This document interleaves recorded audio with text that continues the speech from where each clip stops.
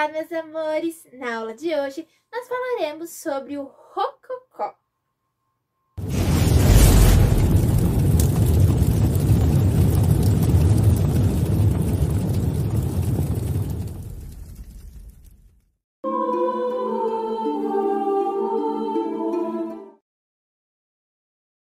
Rococó é o estilo artístico que surgiu na França como desdobramento do barroco, mais leve e intimista que aquele e foi usado inicialmente em decoração de interiores. Primeiramente, desenvolveu-se na França no século XVIII e difundiu-se por toda a Europa. No Brasil, foi introduzido pelo colonizador português e sua manifestação se deu principalmente no mobiliário, conhecido por estilo Dom João V.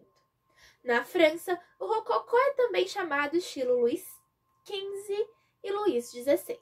Para alguns historiadores, é um estilo que durou entre 1720 e 1780. Ficou vigoroso até o advento da reação neoclássica, por volta de 1770. Irradiou-se da França para o resto da Europa, principalmente na parte católica, na Alemanha, na Prússia e em Portugal. O termo rococó deriva do francês rocaille, que em português, por aproximação, significa concha. Isso é significativo na média, em que muitas vezes podemos perceber as linhas de uma concha associadas aos elementos decorativos desse estilo. Também pode ser associada a palavra embrechado, que é uma técnica de incrustação de conchas e fragmentos de vidro utilizados originalmente na decoração de grutas artificiais. A expressão época das luzes é talvez a que mais frequentemente se associa ao século XVIII, século de paz relativa na Europa, marcado pela Revolução Americana, em 1776, e pela Revolução Francesa, em 1789. No âmbito da história, das formas e expressões artísticas, o século das luzes começou ainda sob o signo do Barroco. Quando terminou, a gramática estilística do neoclassicismo dominava a criação dos artistas. Entre ambos, existiu o rococó.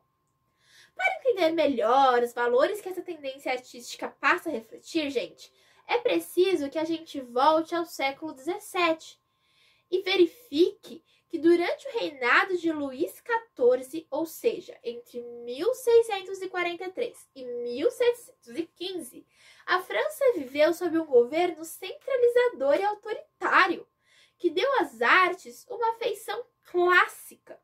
Quando Luís XIV morreu, em 1715, a corte mudou-se de Versalhes para Paris e aí entrou em contato com os ricos e bem-sucedidos homens de negócios, financistas e banqueiros, que por nascimento não pertenciam à aristocracia. Mas, graças à riqueza que possuíam, tinha condições de proteger os artistas. Eu sou rica! Eu sou rica! Atitude que lhes dava prestígio pessoal para serem aceitos na sociedade aristocrata. Tornaram-se, por isso, os clientes preferidos dos artistas que passaram a produzir quadros pequenos e as estatuetas de porcelana para uso doméstico, muito ao gosto da sociedade da época. A arte rococó refletia, portanto, os valores de uma sociedade fútil que buscava nas obras de arte algo que lhes desse prazer e a levasse a esquecer os problemas reais. Os temas utilizados eram cenas eróticas ou galantes da vida cortesã e da mitologia, pastorais, alusões aos teatros da época, motivos religiosos e farta estilização naturalista do mundo vegetal em ornatos nas molduras. Na universaria, no mobiliário, na pintura ou na decoração dos interiores dos hotéis parisienses da aristocracia, encontravam-se os elementos que caracterizavam-se o rococó.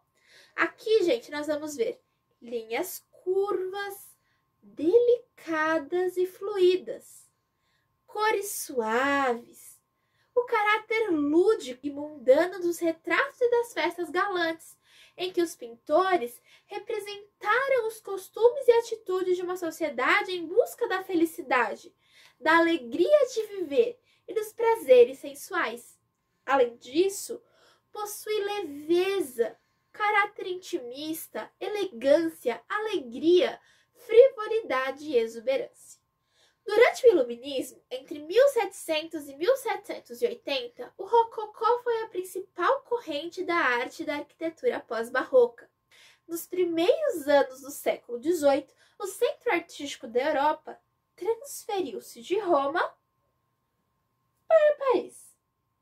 Na França, surgiu com a obra do decorador Pierre Lepoutre. As principais características da arquitetura rococó no exterior são menores proporções e normalmente edifícios com apenas 2 andares baixos, fachadas mais alinhadas e alisadas, pois são abolidos os elementos clássicos decorativos, colunas, frontões, esculturas, mantiveram-se as balaustras, as cornijas e os entablamentos. Os ângulos retos foram suavizados por curvas. Telhados de 2 águas, portas e janelas maiores e com arcos de volta perfeita. Decoração exterior concentra-se ali nas portas e janelas, nas consolas. O que são essas consolas, gente? São peças arquitetônicas salientes que servem para colocar estatuetas e vasos, também chamados de míssulas. E a utilização de ferro forjado em grades para jardins, lagos, portas e varandas. Os jardins, eles continuam a ser parte da arquitetura civil, tal como no barroco, e compõem-se de grandes relvados, com arvoredos, esculturas, rampas, lagos, pavilhões de caça, pequenos apartamentos, pagodes chineses, quiosques turcos. Estes espaços, eles servem de locais de reuniões íntimas, com fogos de artifício, festas de máscaras, celebrações públicas. Destacamos as características, então, presentes no interior das arquiteturas. O salão principal, ele é o centro das dependências, à volta do qual há algumas salas secundárias. Tem uma escadaria para o andar superior, onde ficam as divisões privadas dos donos das casas. As divisões, elas são baixas, pequenas, independentes, arredondadas e com pavimentos de tacos de madeira, iluminadas pelas portas, janelas, pelos vários espelhos e pelos candeeiros ilustres.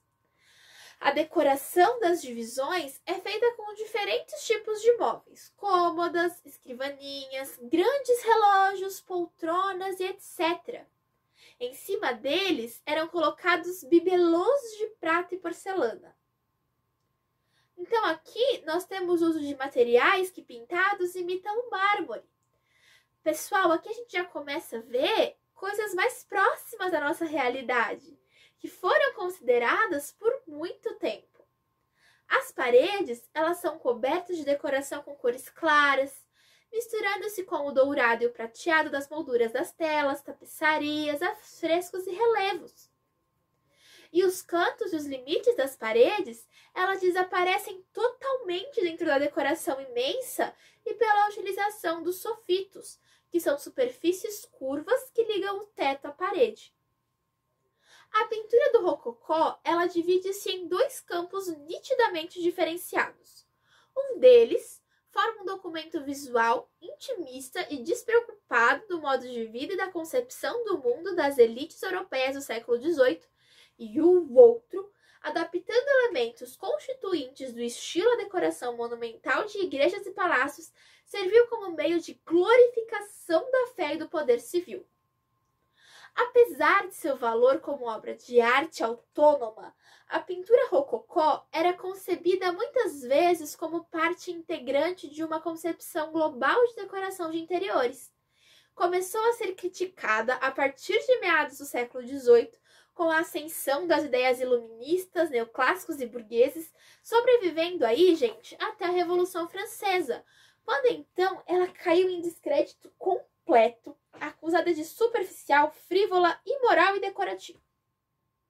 A partir da década de 1830, voltou a ser reconhecida como testemunho importante de uma determinada fase da cultura europeia e do estilo de vida de um extrato social específico, e como um bem valioso por seu mérito artístico, único e próprio, onde se levantam questões sobre estética que floresceriam mais tarde e se tornariam centrais para a arte moderna.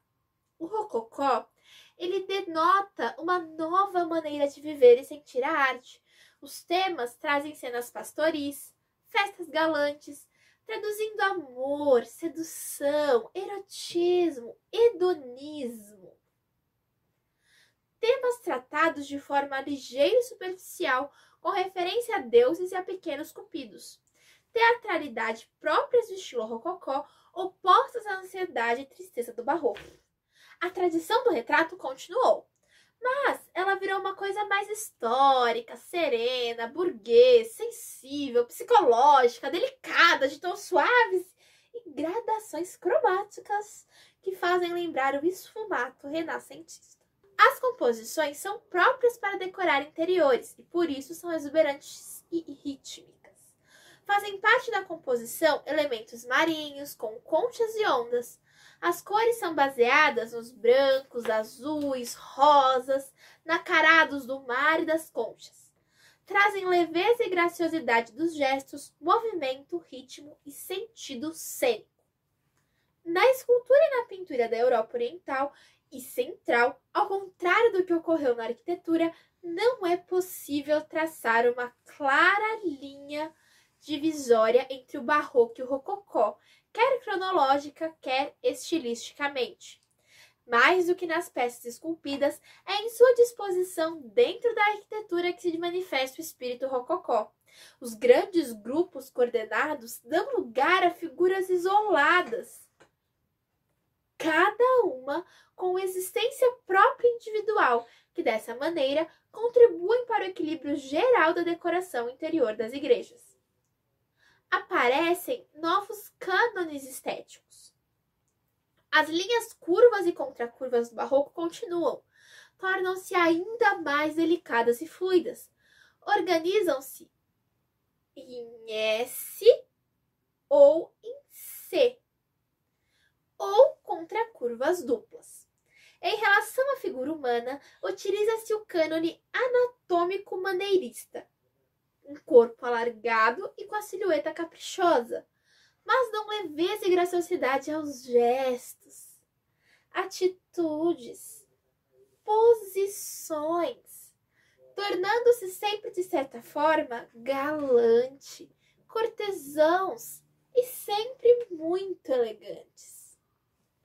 Grupos escultóricos em que as composições têm movimento e ritmo. Um sentido cênico faz o enquadramento das esculturas como cenários a ela destinados. Os escultores, gente, eles têm preferência pelas esculturas decorativas e ornamentais, que complementam a arquitetura de forma a cobrir todas as estruturas e superfícies.